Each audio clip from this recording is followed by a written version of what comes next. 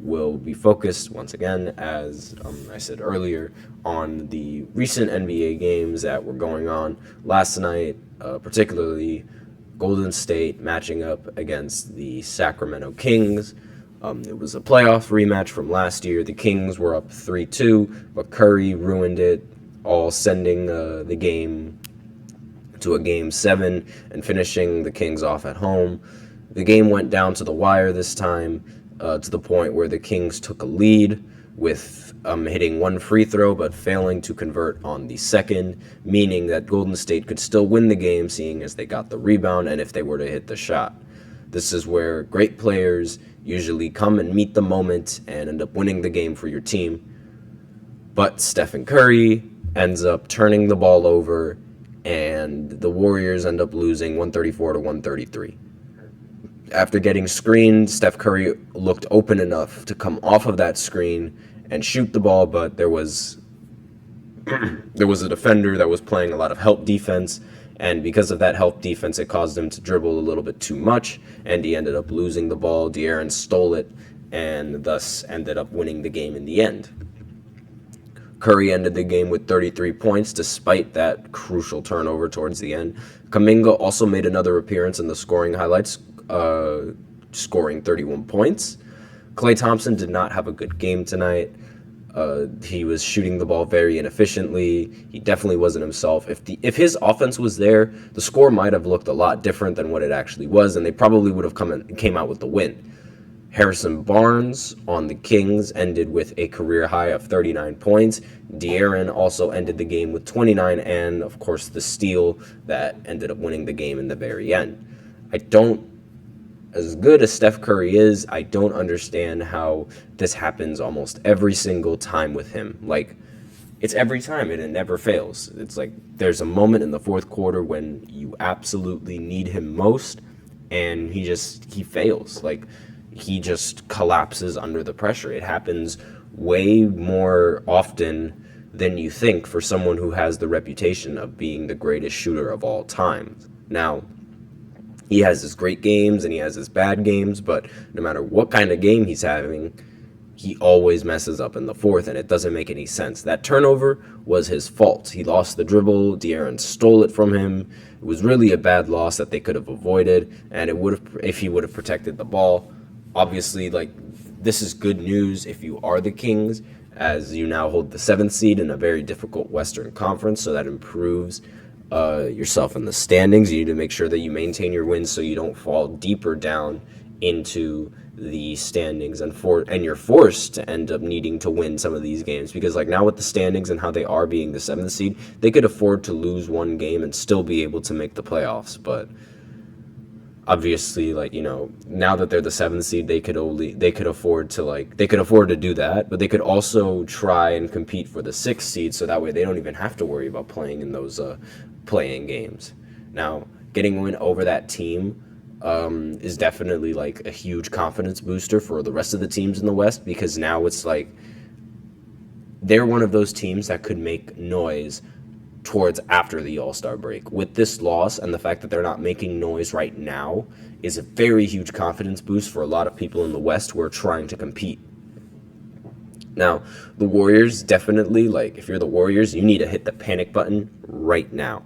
There are a few games behind because of the incident that recently happened in Utah. Rest in peace to their assistant coach. And like they need to catch up with the rest of the league, and they need to win a lot of these games because they are so far behind in the seedings, being the 10th seed and out of the play-in. Actually, wait, no, I believe they're like actually the 11th seed. My bad.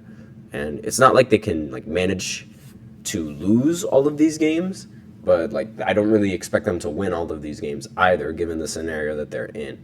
Like this game was very important for them. So if you're Golden State, I'd be worried right now.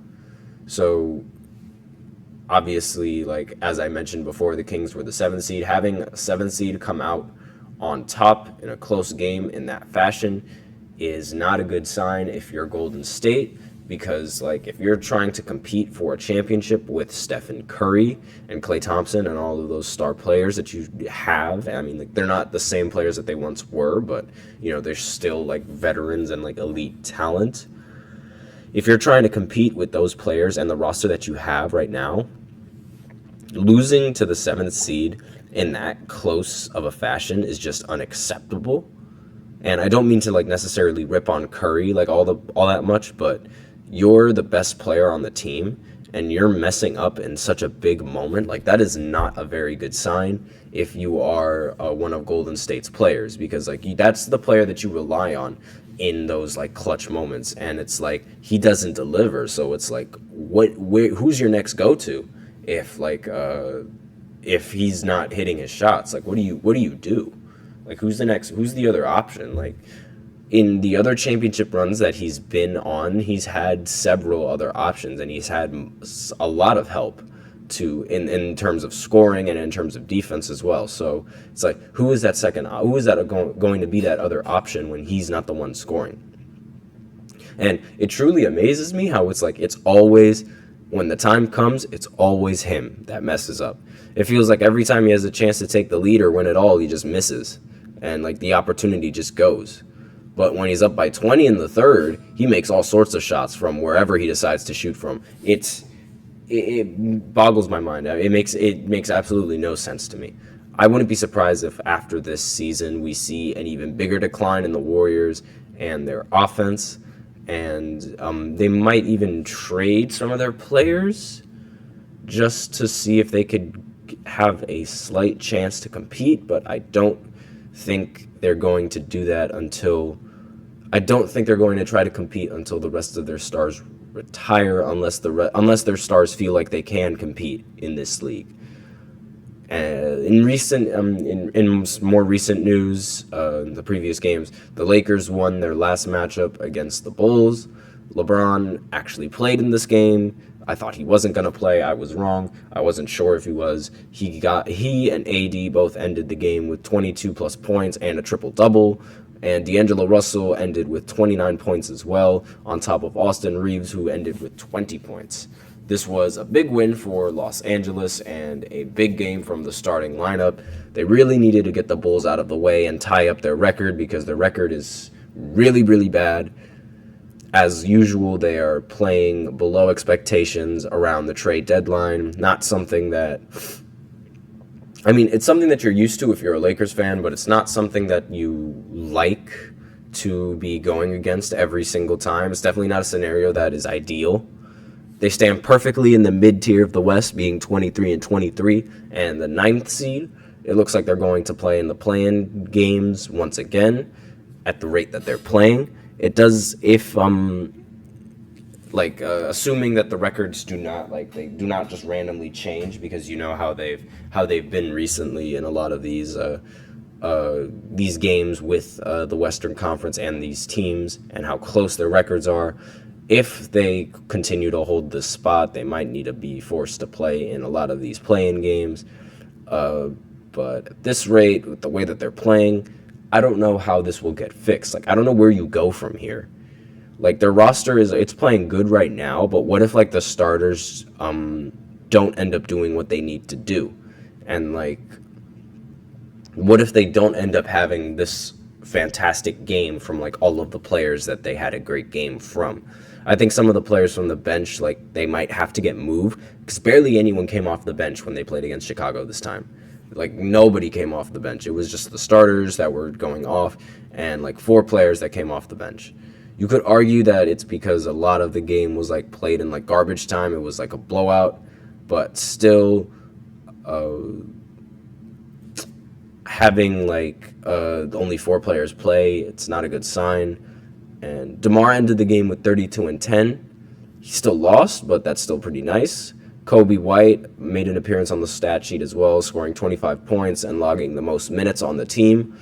The game looked close, but towards the final, like if you look at the final score where it was like a 9-point difference, but it really wasn't that close towards like the fourth quarter. It really didn't seem close if you watched most of the game. I just don't know exactly like what advice I give to the Lakers, rather than for them to just continue to play like this and to just play better. Like, the players that they have, they're just playing bad. When LeBron doesn't have like 30 points or 40 points, the Lakers usually lose. And that's like, obviously that's like not good, seeing as LeBron is the oldest player, but in this game he had 20, but everybody else was, well, he had 25 technically, but everybody else was also doing their part, so he didn't necessarily need to do that much in the scoring department. If they're doing that, then it relieves him the offensive pressure. That's a team issue, and the rest of the team like sort of has to like chip in and help him. With the pieces that they have, I don't really see like many teams willing to negotiate in trading unless it's like a lot of pieces that the Lakers are going to end up trading away along with a lot of draft picks. And that's something that like they don't necessarily like have given the trades that they've done. And this is why you don't trade for Russell Westbrook. They gave up a lot of their bench and future picks just to get Westbrook for 1 year and immediately trade him away. So obviously that definitely hurt the team for in the long run. Maybe if that trade didn't happen, they'd be in a better spot to make a better trade for a better player.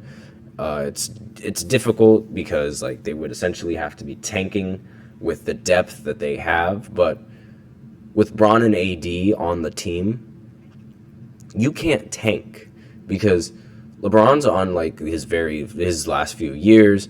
And with Anthony Davis on the roster as well, you have no idea if he's going to end up re-signing when LeBron decides to leave. So you have to salvage these years that you have with these two the most you can. And as of right now, they have not been doing it as well as I believe that they should. It's like you have to have this win now attitude. Otherwise, they're probably going to end up leaving. Honestly, like they probably should tank just to make sure that like the Lakers could end up getting Bronny in the draft if he declares for the draft, because if you get Bronny, then you end up getting LeBron. So maybe they should tank just to make sure that they could end up getting Bronny in that draft. But you know, that's just another option. Like I don't think that's going to happen. I believe that LeBron's going to play out the rest of his years with the Lakers on his contract. Maybe if I don't think Bronny will declare for the draft this year, but he might declare for it next year. In other matchups, Joel Embiid and the Sixers matched up against the Pacers, and once again, as I said before, Joel Embiid wasn't going to be denied of his 30 points, and he wasn't. However, he was denied of his win, as the Pacers ended up upsetting the Sixers in a 134-122 win. So it was a 12-point win. Joel Embiid did end up getting his 30-plus points, but Pascal Siakam ended up getting a triple-double with 26, 13, and 10, and stealing the win from the Sixers, and getting his first win as an Indiana Pacer. And this was without Tyrese Halliburton.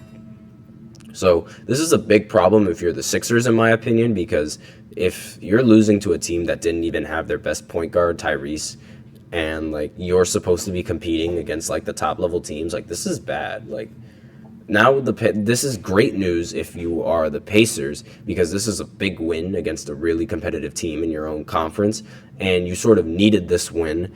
Pascal needed this win definitely to like boost his confidence for the team, but having this win under your belt sort of shows that you definitely have what it takes to compete in this top-heavy Eastern Conference, given the fact that they did not have Tyrese Halliburton. And that's like the huge difference maker. Like if they had Tyrese, like I would probably have said like, it's just a bad game. But the fact that they didn't have it, they were still able to do what they did, is extremely impressive. I wouldn't say it was a huge upset, but it was one that I wasn't expecting at all coming this week, especially since like the Sixers have been winning a lot of their games recently, and they've been obviously like been carried behind Joel Embiid's scoring outputs.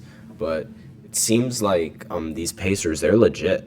I know like how before I wasn't really hyping them as much, and I wasn't really on the Tyrese Halliburton train. I didn't see them competing against the top teams, but let alone without Tyrese. But with this, now like my persona on them has like completely changed. Like I seriously believe that they could compete with any team in the East right now, and they could make serious noise in the playoffs if things end up going sour for either the Bucks or the Sixers. Because now I believe the Bucks, with their new head coach, they're in a very vulnerable position, because Doc is notorious for blowing leads. I am not going to put it against him to blow any series in the playoffs. So And once again, Joel Embiid also is notorious for not being able to make it out of the second round. So again, those are just scenarios that could definitely play in your favor. And like, obviously, like, it's speculation, but it's weird how it tends to happen like every single time.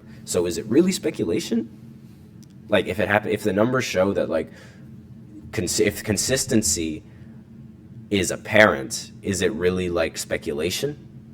But that's just food for thought. Now, the Celtics won in a blowout against the Miami Heat, 143-110. Jimmy played, and so did Bam, and it did not go well for either of these guys. Maybe it's because the Celtics were like still bitter about last year and how they lost in Game 7 after almost coming back 3-0. But they never took their foot off the gas against the Miami Heat. Every starter scored 15 plus, which is always a great sign if you're the Boston Celtics. And if you're a team with a very consistent starting lineup, it relieves pressure from your best players who can man double coverage and make easier looks for like the other players. And since the others are just as good, it's almost guaranteed that they're going to get buckets in the spots that they like. So it's like just super efficient all over the field. Their bench might not be as strong, but with all the power in the starting lineup and all their offense, it doesn't necessarily matter. So far, Terry Rozier hasn't really been that much of an impact for the team as you'd expect. The Heat are on a 5-game losing streak with this loss from Boston, and their losses came from teams that are in their own conference as well, around the same record as them. Like the mid-tier teams in the Eastern Conference, like Brooklyn, Atlanta, and teams and whatnot. It doesn't really seem like right now, at least like with how they played, they can compete in these playoff games and with these playoff teams. Doesn't look like they're going to have the best year against them. Then again, this could all change come playoff time, as they do tend to go on those runs. That squad is no stranger to going on these runs, but most of the time, when they do make the finals, it's when we don't really expect them to make the finals. So I will always leave the door open for Miami. However, with how they've been playing now, I don't think we can leave the door open as of yet, because they haven't been playing good against mediocre teams, and they just recently got blown out against a really good team. So it could spell some bad news come postseason. So with that, we are out of time for this segment, and I will once again go ahead and have a short break and tune in for the third segment, where I go ahead and talk about the upset of the week. And if we still have time, then I could talk about some of the matchups to expect coming up this weekend. But after this break, so I will be right back.